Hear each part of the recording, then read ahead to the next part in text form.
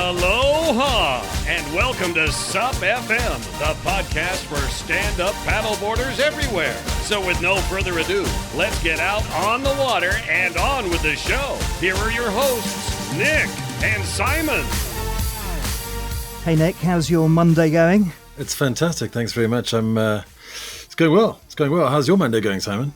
It's absolutely fantastic, and I was really happy to have a conversation with our first male guest for a while. I think it's been a few weeks, hasn't it? It has, yeah. It's been a lot of ladies on the past, and I was just looking at the list the other day, and I was thinking, wow, so many ladies. People think we're going to be biased, but we've got guys from now on, I think. Exactly. We've got a few guys on, kick-ass women, I would describe them as, and just started using that hashtag on our Instagram posts. So today's interview's with Tony Bain, who's a New Zealander who lives in North Wales, and he's a real adventure paddler. Tony Bain's a real innovator and holds various world records. Well, one in particular, which is very striking, which is the bathtub speed record, which we talk about. I was just going to ask about that, but if you're going to talk about it, well, then that's great. But he's a real pioneer of stand-up paddleboarding and has introduced various different formats of competition, including a sort of gladiator-style pugil stick combat on a large SUP.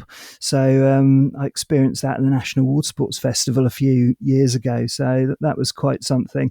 And he's one of the guests who I've actually got my own collection of photos of. So we'll be putting those in the Instagram feed. But he's a New Zealander very much into whitewater paddling. We talk a bit about that.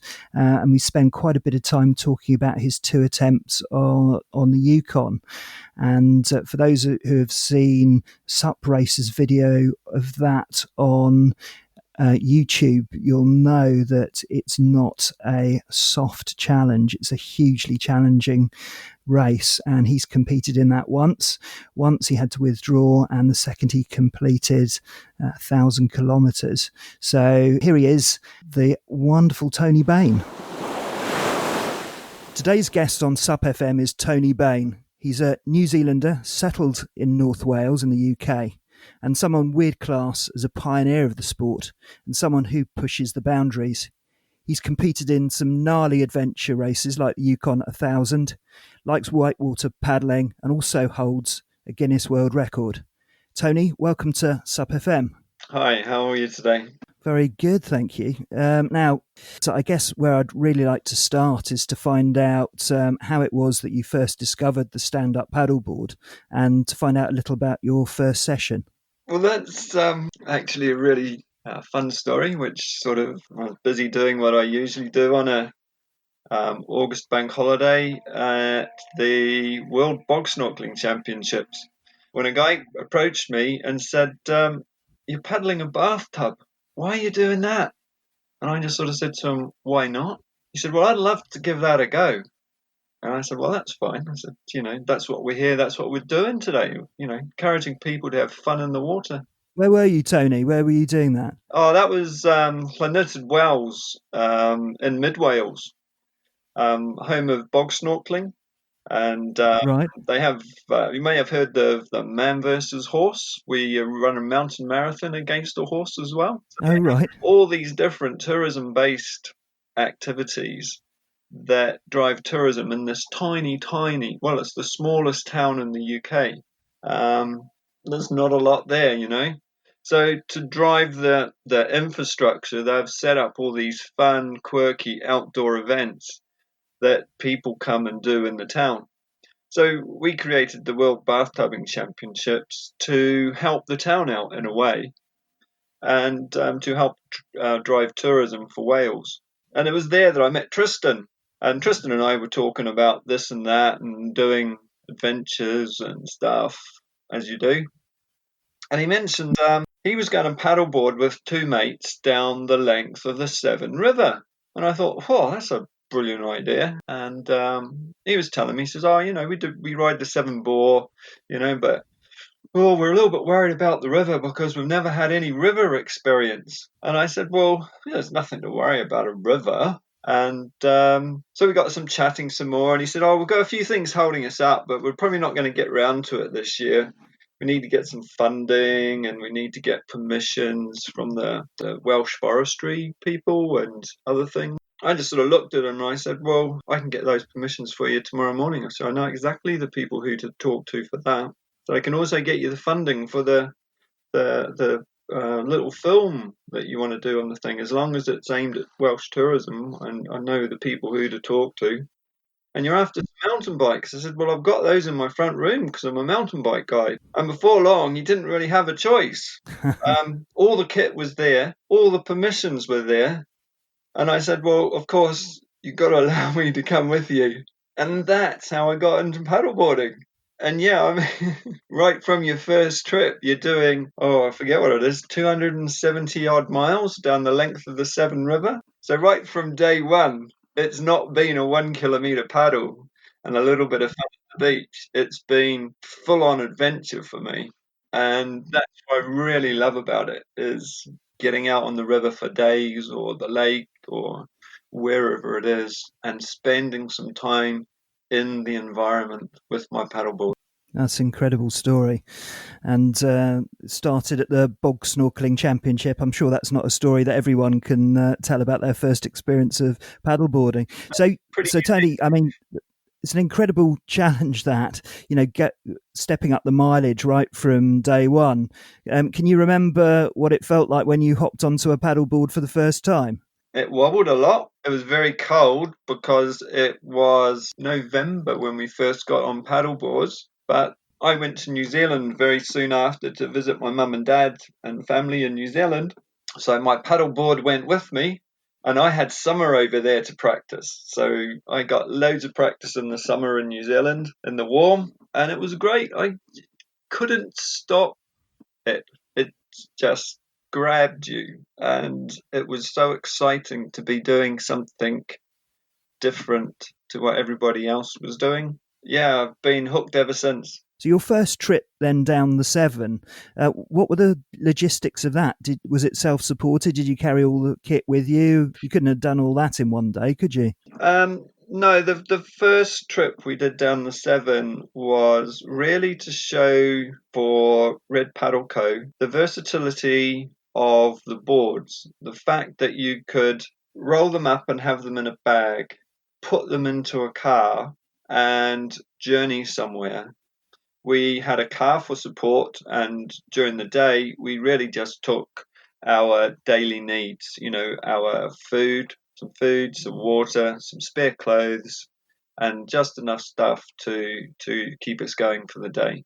It was it was a long journey, don't get me wrong, but we were meeting the vehicle maybe at lunchtime on some days, and we were meeting the vehicle at the end of the day. But that's quite some first trip, and I guess you got fit and got your sense of balance on the water there. So I haven't paddled down the Severn.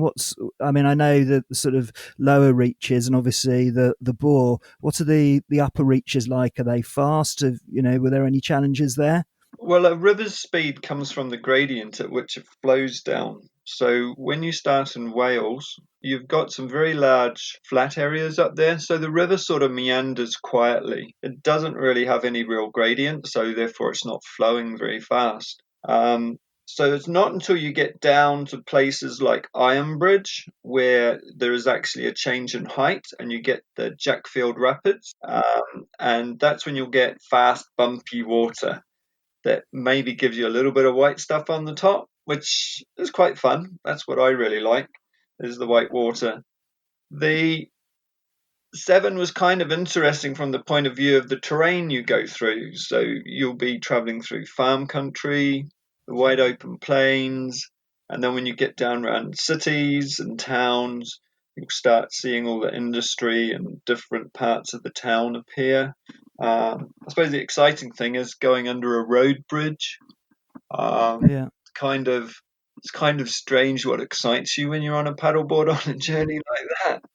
And of course, you've competed in quite a lot of adventure races and adventures since then. I know you've done coast to coast in Scotland. Was that one of the first crossings there? The challenge paddle in Scotland.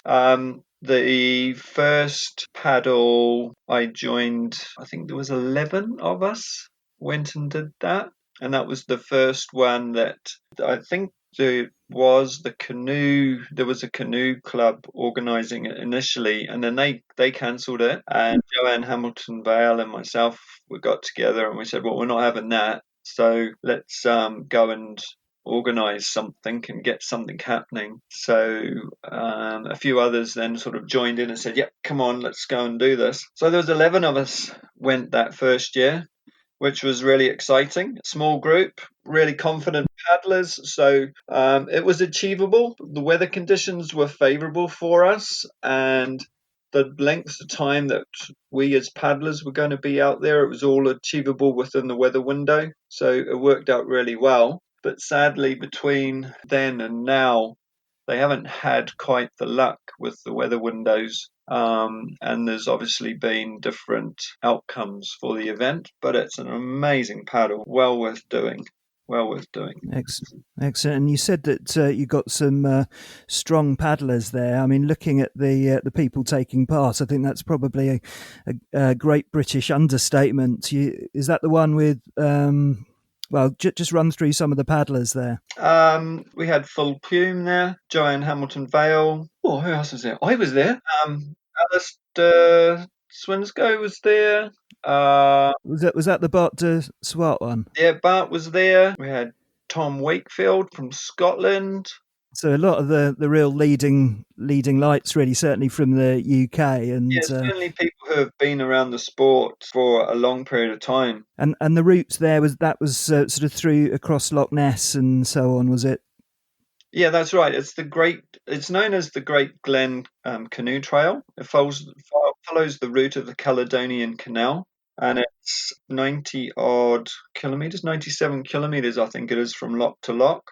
I'm just doing an article on we called it the Mac Coast to Mac Coast crossing in 2015 when we journeyed the route in 4 days.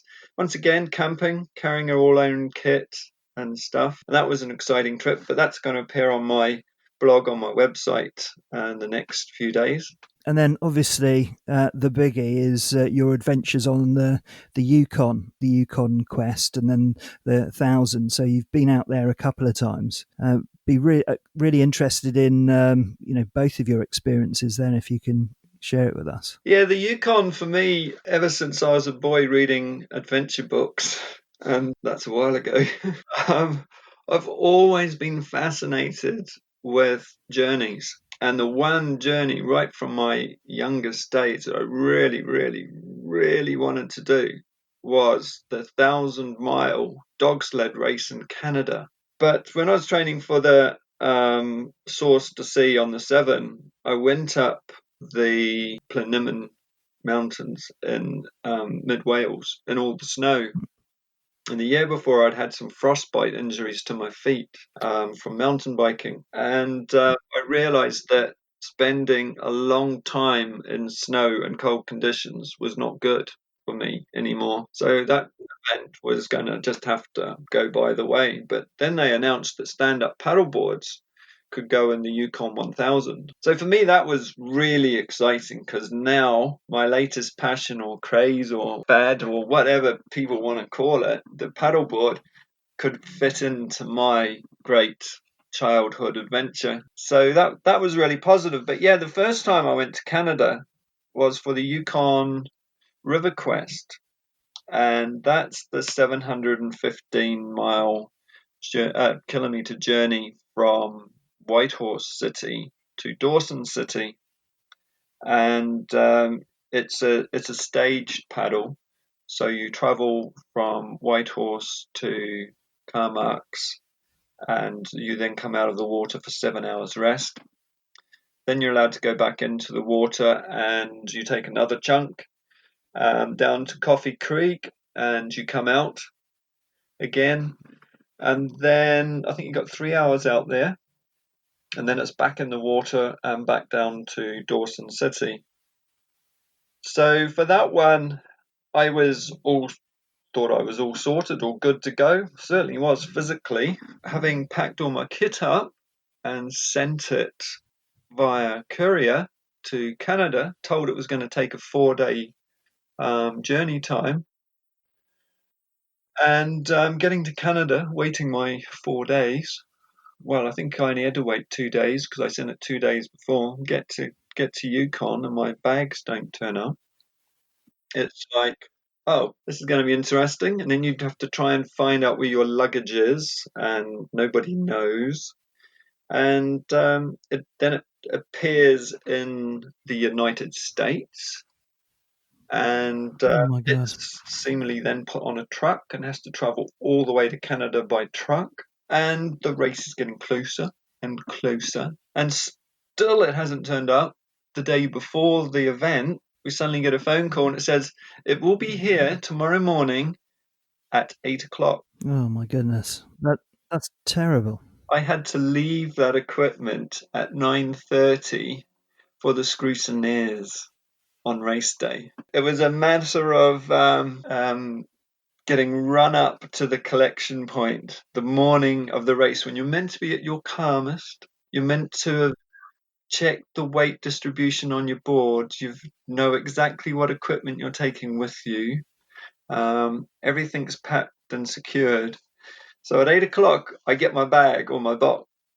I rush down to the lake, get it all out, get it pumped up, get the bags on, and leave it at 9:30, so an hour and a half. That must have been so tough, Tony, because kit you absolutely have to be comfortable with in advance, particularly when you're facing so much mileage. It must have absolutely done your head in. I mean, I've learned a lot from that first race. That first race has taught me so much, so much about not just paddleboarding, but through life in general. At the moment, we see ourselves, we're thrown outside of our normal situation. And the one thing you've got to focus on in the situation I found myself was, well, hey, okay, it hasn't quite gone right. You just look at the situation, you say, well, what can I do that makes it achievable and what makes it happen? So the thing was, get all your kit on the board, get sorted, just make sure you got everything you need. Let's get on. If it needs to come back towards me on the board, let's do it while we're going. So it was a very quick look at the practical situation and say, right, if it's not on the board, it's not coming with me. I can balance it later. And until that time, I've just got to make the most of it. But therein lay the problem. When I put it on the board, I put it too far forward at the beginning. So my speed was slow. So I got left behind. I also had to use a lot more energy at the hottest part of the day to drive my board forward. So as I was getting down the river, I thought, right, I'll pull over at this checkpoint and I'll adjust it. But when I get there, I find that it's a 15-foot, 20-foot high shingle bank. You can't pull over there. So there's no way you can adjust your board. The next checkpoint is a few clicks down the lake. That was the first point where I could really adjust my board. But you've used up so much energy in a temperature that is way, way, way hotter than you'll experience in the UK and on a normal day. So, you know, you just get thrown out of sync. But all these things, while you're physically fit and capable, all these things are gnawing away at your mind. Maybe I should have listened to what he said.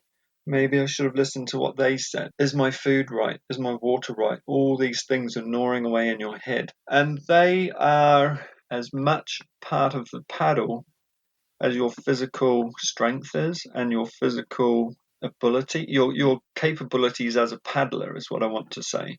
You know, you might be the best paddler, you might have an okay physique, but if your head is not able to pull together all these elements, then there's a fair chance you'll fail. Yeah. I was pretty good. I thought I had a good practical understanding how to overcome the problem on my board with the balance of kit and all those sorts of things. I had a clear plan that I was going to put in place. But the one thing that really got me was the personal connection to another paddler that developed later in the race. I'm always a person, and always have been, if somebody's in trouble, I'll help them out. I'll just put aside what I'm doing and deal with it. Not a problem. That kind of bloke. That's the way I was brought up. And Joanne Hamilton Vale was having an illness, a bug problem. So she wasn't feeling that strong and that well, she was still a faster paddler than me, so I don't know what was too wrong. But clearly she was having high points and low points. And it wasn't the done thing when she really did start to lose, shall we say, strength and the will to carry on. That wasn't the done thing to sort of have left her alone in the wilderness there, but supported her into one of the checkpoints. But the big thing there was the amount of effort I had to put in to keep her paddling, to keep her mentally focused on driving forward, and myself. So when we get to the checkpoint, I leave her with the marshals and I'm off again, off down the river. But I'm still worried about what's happening with Joe. I'm still thinking about, oh, maybe I should have done this, maybe I shouldn't have done that. Whereas I should have left that situation behind and got back on the river, starting to think, oh, you got to catch up, you got to drive forward, da-da-da-da-da-da. But that's when the boat comes past, carrying Joe, who just looks up at me as I go past, and I can see she's got a tear in her eye. And it just broke me, just like that. I just broke into pieces. I couldn't stand up. I felt hunger. I felt thirsty. I felt all these so mixed up, so bizarre. I just trembled and ended up kneeling down on my board, going to the shore, sorting myself out, and falling asleep for 3 hours. But there was no way I could have carried on paddling because I was just an emotional, maybe a wreck, but that it was the emotions of seeing Joe going past and the personal connection that I hadn't planned for that in my paddle plan. It wasn't there. That personal connection and then that separation and all those personal feelings let me down on that paddle. Well, it sounds, Tony, like it was pure adrenaline. I mean, you had obviously the days leading up to the paddle where you were, focused on your board arriving. You had the fact that you weren't able to arrange your trim and so on in advance, so you had to manage that. And then the situation with Joanne Hamilton Vale, particularly surprising, and it just shows how acute the situation was because she is a phenomenally powerful athlete. So, I think the other thing around the Yukon is that it was the format of it was that there are very specific time frames, aren't there? There is a cut-off. So if you don't make it to the next checkpoint by the particular time, then you get axed from the race. Yeah, exactly. But, it is a very driven event. And it's the same with all these things, but for that event you can be physically prepared, you can be technically prepared, but you should also make sure, the one thing I learned out of all this, personally, you've got to make sure that you are personally and mentally prepared for these events as well. So that was that the end of your first Yukon race? That was the I pulled out at Little Salmon because I wasn't going to make I was advised I wasn't going to make the next cut-off point. Then they ferried me down to the end. It was really good to go to the end and watch all the paddlers coming in. It was really good, shall I say. Bart came up to me a bit later and he said, he said, I feel really sorry for you finding and seeing all your kit arrive that point in the morning. He said, I felt really sorry for you. I felt really sorry for me. But when Bart, somebody like that, comes along and says to you, you got dealt a bad hand, that means something. Absolutely, yeah, and he's had a few adventures in his time, hasn't he, as well? Yeah. So clearly this was unfinished business. So so you chose to do the full distance the next time then. Well, the full distance, yeah. I mean, once again, it goes back to that dream as a child of wanting to do the 1,000-mile dog sled race. In some ways, maybe that was the event I was meant to be doing and not the 715 Ks. So I'd looked on it as a completely different challenge because I didn't want what had happened in the past to influence the new event. I had a different board. I had a board which was much longer. It had been created by Farrell O'Shea and myself for my particular paddling style and the technique that I'd developed, which is quite different to a lot of people's paddling technique. So the board was much more capable than the board I had had in the past for these long adventures. So I was much more confident. The fact I was now tackling the Yukon, which is the Yukon 1000, which is 1,000 miles in 10 days. That means you've got to do 100 miles a day or 160 kilometers in a day. You've got 18 hours to achieve that distance. So a paddling training session for me wasn't just a matter of one day, one paddle, doing 50 Ks or something like that. I would block out periods where I would be on the go for maybe 5 days. I would work a day's work. So I'd start at 7, I'd finish at 5. I'd then drive to Scotland overnight, sleep. Saturday morning, I was in a classroom doing a kayak course on a Saturday. Then you would finish your kayak course, you'd do your study and coursework at night, get up Sunday morning, do the same again. Sunday night, you'd drive into Inverness, blow up your paddleboard, paddle across the Caledonian Canal to Banavie, get there 11 o'clock the next day with all your kit, get in a bus, go back to Inverness, pick your van up and start to drive home. And when you got tired, you went to sleep. So that was the kind of training I was doing to get prepared to go to the Yukon 1000. It wasn't just a one-day paddle. It was getting yourself so that you had to be able, even when tired, to keep going. Because when you're paddling for 18 hours and it's a race and it's pretty fine-tuned that you can do this race and get there in 10 days. For a paddleboard, it's a bit slower. You can't actually guarantee you're going to get there, but for the canoes and kayaks, typically they'll waltz in. But for a stand-up paddleboard, it's not guaranteed that you'll get there because you could have a bad day and lose miles and stuff. Yeah, and it's all self-supported, isn't it? The Yukon 1000. Yeah, you're not allowed to resupply. The other way of looking at it is there isn't anywhere to resupply. So if you ain't got it, you're going hungry. So tell me a bit about the kit that you had on there, because clearly, I mean, water was a big consideration. Clearly there was a lot underneath your board, but it's not like you could carry a whole load of jerry cans in there, and the food as well. I guess you would minimise the amount of sleep that you had in order to just get those miles in. How did all of those logistics work? You mentioned the sleep thing. You're allowed to paddle for 18 hours a day. Simple as that. 5 o'clock till 11 p.m. at night, you're allowed to paddle. You're carrying trackers. You turn them on before you start in the morning, and you turn them off when you've got to your beach at night.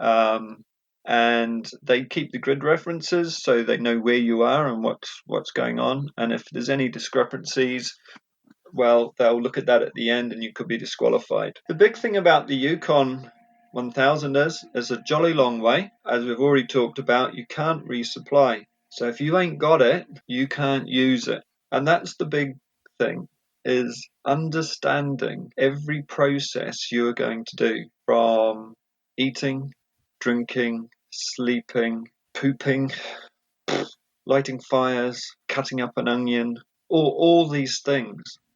And what you got to relate them to the level of need. Well, I mentioned cutting up an onion, sharp knife, onion, smells of onions attracting wild animals. Do we really want to do that? No. Okay, let's not take the onion. Do we need the sharp knife? We could cut ourselves. Okay, first aid is a long way away. Let's leave the sharp knife out of this. So sooner or later, you're already seeing you're making your trip safer. You're also making it smell friendly to the animals. So you're not going to attract those. So you work out all these different situations that you will find yourself. If you started off with a big pile of equipment on the floor and you've worked through everything, you will suddenly find that you have got just the bare minimum that you need for that period of time. You know, on the Yukon, I didn't take toilet paper. You know, in the natural environment, do you really want to leave toilet paper behind? Should we leave toilet? No, we shouldn't. We should actually carry it with us. Do we really want to have toilet paper in our bag? I certainly don't. So there is, if you go to various online sites, there is methods of dealing with that situation. And so you just developed systems that work for the environment that you're going in, how you're going to set up your camp, how you're going to cook your food. And it's all these systems that will dictate how you're going to live for 10 days. Of course, the problem is, as we know in this sunny country, on the other side of the cloud is a rain cloud. So you can get a good dry day or you can get a very wet day. So you do need to have a backup just in case you get different weather pattern to what you would like to be paddling in. Yeah. So just in terms of food choices and so on, how did you do that? Did you have gels and bars and so on, or were they sort of the military type meals ready to eat, or what was how did you manage your nutrition there? Well, everybody's different. I have some kind of unique systems about how I carry my equipment and kind of things I do. I actually lived on fresh food for the first 3 days. So it wasn't until later in the event that we went on to dried foods. So what sort of fresh foods did you bring with you? Is it fruit or? The first few days I took fruit. We had sliced meat, things like salamis and stuff like that. We had some fresh eggs with us. Certainly took a lot of dried fruits with us and stuff like that. But it's about how you store stuff and you transport it and all those sorts of things. And that's where a lot of knowledge of other science, I suppose, comes in, to being able to adventure through the wilderness, understanding some principles of how to make things cold, how to make things hot, controlling temperature and stuff like that. These are all things outside of the scope of normal stand-up paddleboarding that are good to learn when you're doing these kinds of events. I mean, I remember right up on a beach in Canada, Alex was terribly tired.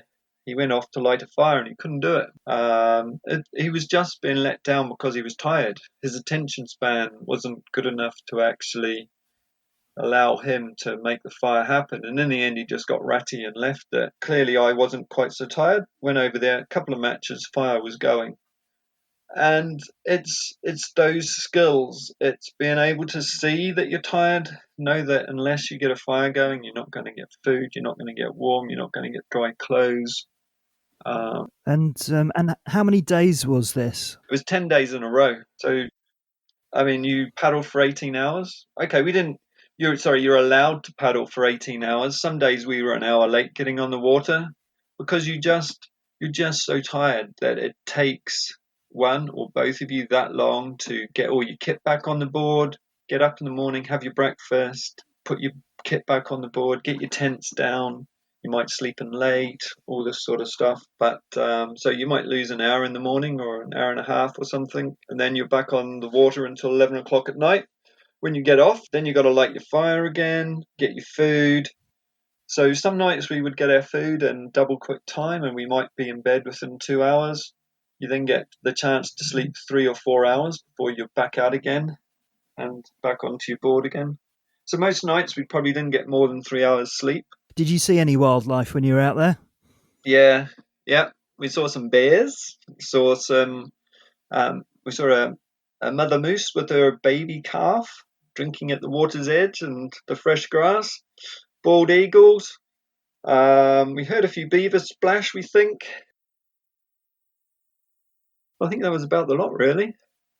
Well, and I hope the bears kept a very safe distance from you. Well, we were drifting down the middle of the river, so yeah, they were as surprised as we were, actually. We would come drifting down the river. Mother bear was down by the water's edge, and two baby cubs were up on the river bank, probably 15 feet higher than the mother bear. She just leapt straight up the shingle bank, clawing as she went, and up over the top, crashing through the undergrowth, and her babies followed her. They weren't coming back. No, well, thank goodness they were a nice safe distance away. And just coming back to the logistics, because I'm sort of intrigued by this sort of thing. In terms of your sleeping arrangements, how did that work? Did you tent it? Did you have hammocks? Did you just kip on top of your boards? How did that work? We had a tent each. It's not. I wouldn't advise being out in the open without a tent in that kind of situation. The Yukon is a place where if you get good weather, it's great. If for any reason it's rainstorm, then you certainly don't want to be relying on a bivy bag. If you had the idea of going with some kind of fly sheet and being underneath that, then you've still got the issues of maybe there being insects or things visiting you in the night. So I think a tent is a good idea. Gives you a little bit of personal protection. It also helps keep kit dry if it is driving rain. Because the one thing you really can't afford is getting damp kit. Very difficult to dry it out, particularly sort of multiple days. If you're on the move every day, it's virtually impossible. And that comes onto another system. How do you get kit from a bag on your board into a tent without guaranteeing it is going to get wet? So you've got to work all these systems out so carefully. If the weather's great, it's fantastic. It's so much easier. But if it's wet, it could all turn to pear-shaped just because you get one big rainstorm and you're trying to get a sleeping bag out of a bag and get it into your tent because you don't take the bag into the tent because it's already wet. Got to work out all these things before you go. Amazing. And well, it sounds like an absolute colossal adventure, and I can certainly see the advantage of going to Scotland to do all of your prep, because I guess you're likely to get all of the worst types of conditions, bar the bears, of course. Yeah, well, I mean, a lot of people worry about the wildlife, but I'm a farm boy. I grew up on high country stations in New Zealand, and you get to learn that animals are just like us. They don't like to be threatened. You threaten them, they'll stand their ground, just as we would stand our ground when we're threatened. So if you give them an opportunity to escape, they will usually take it. So people are often more worried about the wildlife than they really need to be. But just like us, they will probably disappear into the undergrowth as quick as I mentioned before. But it's always knowing which ones are going to go and which ones aren't. That's what you got to worry about, that rogue element. It's all about being sensible, isn't it? Yeah. And as you say, not confronting the bear and not placing yourself in a situation where you're likely to cause them any distress. So Tony, the finishing line must have been amazing. How did that feel like to know that you'd completed the 1,000 kilometers? The finishing line was it's always, it's, it's like anything. You're going to get there. You believe you're going to get there. On the last day, it seemed to always be just round that corner, just a little bit more, just a little bit more, and we must be there soon, surely. No, we didn't actually say that, but that thought was in your head.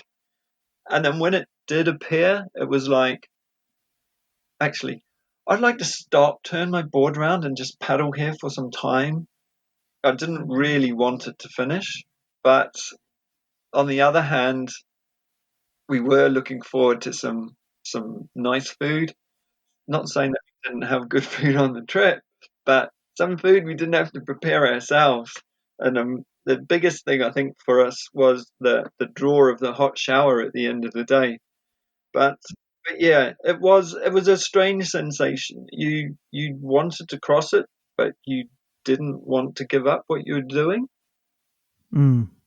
Yeah, you work yourself into a real bubble. I mean, I've done nothing approaching the sort of distance you're talking about, but I did do John O'Groats Land's End cycle ride a few years ago with sort of slightly shorter distance than you. It was 800 odd, and very much identify. You really get down into the base requirements when you're stopping. Certainly, it's all about food. And what was your first meal when you finally made it onto the side of the river? Well, we finished, or the finish for the Yukon 1000 is on the Dalton Highway, which at the point it crosses the Yukon River, there is a truck stop, as immortalized in Ice Road Truckers on TV. So if you watch that program, you'll probably see that truck stop. So of course they had burgers. Wow, guess what? We ordered burgers. So that was our Fantastic. first meal. I bet that felt good. Yeah, it wasn't bad actually. It was nice to have some food that actually had real texture. I'd been eating far too many nuts and dried fruits and things for too long. It was nice to get some good red meat into the stomach. Fantastic. And a good long sleep as well. Well, funnily enough, no. We were so hyped up that sleeping was a bit of a problem for a few days afterwards. Yes, you slept, and you slept for somewhat longer. You slept really, really deeply, but we weren't sleeping all night. I think it was something to do with the daylight, the amount of hours of daylight up there. But yeah, we slept longer, but we certainly didn't sleep a full night of, say, 8 hours or something like that. I think the other thing that I found from my multi-day is the body is still hyped up for exercise. So Yeah, exactly. It's like a drug. Once you're in there, you're in this big continuous loop, and really is a strange sensation, and it takes some time for your body to wean off that as such.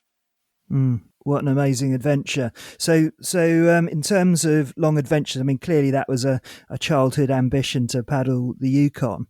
In terms of future events and adventures, what have you got your eyes on at the moment? Well, there's lots of things that I've done the coast to coast in New Zealand, which is a multi-sport event, but I'd like to go back and do that again. Mm-hmm. That's something I would like to do. But for me now, I don't. There's some canoe races in the States, where the Alabama one, and there's a few other long distance routes over there. I'm not sure that they appeal as much as the Yukon. Mm. So I think for me, I'm probably going to search out some challenges that I'm going to create myself and do those. I really enjoy going home to New Zealand and exploring the rivers over there. And quite often I'll get on a river up by the Alps, and particularly on the Canterbury side, it's about 130 odd kilometers down to the sea, and I'll journey that in the day. I'll take my day's food or a couple of days' food and a tent and my equipment and go and do that. So I like doing those sorts of things. Now, the big multi-days, yeah, I love that. I love those journeys. I'm not really into the racing thing. You won't find me in the UK racing circuit. I'm just not into races. Are you into surfing, Tony? Are you I'm not really a surfer either. Whitewater is where Oh, it's white at? water. Now we're talking. Whitewater is awesome. I love whitewater. I first started paddleboarding in November 2012. By by April 2013, I'd found the local waterfall on my stand-up paddleboard, and I used to drop into that and play around and fiddle about. I did even more falling off then. That was really cool. And then latterly, I've been, running down the Twerin on my 17-foot inflatable stand-up paddleboard, which was designed for the sea. Everybody says to me it's way too long to be jumping down waterfalls and white water on, but it's what you're used to. Some people ride 9-foot, 10-foot, 12-foot boards, but I'm on my 17-foot board. I suppose in a way it's a different sort of, once again, it's a different sort of paddling for me. I'm that downriver racer. I sort of start at the top of the river and want to finish at the bottom. Whereas the guys on the shorter boards are generally the slalom boats where they're hopping in and out of eddies and playing around a bit. I'm not that sort of paddler. Yeah, I'll go through the same water, but I'm not doing the same stuff on it. So my board length allows me to achieve that somewhat. I mean, one of the there's so many things I haven't asked you and intended to. Obviously, you're up in North Wales and you're running an adventure school there. Could you just tell me a little bit about that and the sort of disciplines that you cover there? Green Dragon Activities is, yeah, it's different. I have the tagline for the business: "Our world is just a little bit different." It's probably a whole heap different. When you come along to us, it's not what you should. Yeah, just come with an open mind. We have bathtubs you paddle.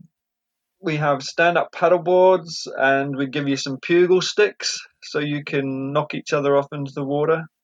We've got bamboo poles, 8-meter long bamboo poles.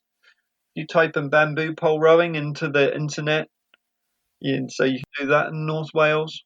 And we've got stand-up paddle boards just for normal fun and play. And notice I said normal. Yeah, it's not really like normal standing up and paddling. And just bring ourselves back to bathtub racing. You've been good in terms of avoiding one of the what must be one of the crowning glories of your career so far, which is your Guinness World Record. Yeah, yeah, yeah. I suppose it is really, isn't it? Yeah, the Guinness Book of World Records for the fastest man in a bathtub over 100 meters. Set at the Cardiff International Whitewater Centre some number of years ago now. But yeah, I suppose it is a crowning glory in a way. And this is something that you'll be absolutely untouchable on, I understand. Well, we will hold another one someday, but if you want to have a go at the World Bathtubing Championships, everybody in the summer comes up here on holiday and they either stag party, hen party, or rugby club, whatever. Could be a family do, whatever. And they come down the beach and they want to have a go in the bathtub. So everybody who has a go in a bathtub is a winner in my case. Let's not be normal. Let's try things that are different, So everybody has a go in the bathtub. They're in the heat of the World Bathtubing Championships. So it goes on forever. It will live forever. But someday, yes, I will. I'll put the title on the table and I'll say, right, I've got the course set up. Come on down. Let's have a race. And we'll see who's the fastest in the bathtub. Well, there you go. That sounds like a challenge out to all of the SUP community. How flexible are you as an athlete? Can you take on the bathtub challenge? That's amazing. Tony, it's been an absolute joy talking to you. Thanks so much for giving up so much of your time. Whereabouts can we find you online? You can find us on Facebook. Just type in Green Dragon Activities or Green Dragon SUP School North Wales. Online, it's www.greendragonactivities.co.uk, and you'll be able to read a lot of the stories and adventures on my blog page there. I'm using the time of the lockdown to write up all my past adventures and a lot of my thoughts on different things. So a lot of that stuff is going out over the blog site. And of course on Facebook, it's SupMad Kiwi on there, and there as well. Thanks so much again, Tony, and obviously keep safe during the current situation, and wish you all the best. I will do, Simon. Thank you very much for the opportunity. Thank you for listening to SUP FM, the #1 podcast for stand-up paddlers wherever you are. If you like what you've heard, please leave us a review on iTunes. Until then, we'll see you on the water.